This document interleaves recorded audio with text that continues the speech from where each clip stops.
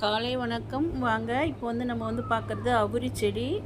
நான் மருதாணி மொத்தமாக பறிச்சுட்டேன். இப்போ அந்த அவுரி செடி பார்த்திங்கன்னா கரெக்டாக ஒரு வருஷத்துக்கு மேலே ஆகுதுங்க. இது ரொம்ப குட்டியாக இருந்தது. இப்போ மழைக்கு தான் இது துளுத்து வந்திருக்குது.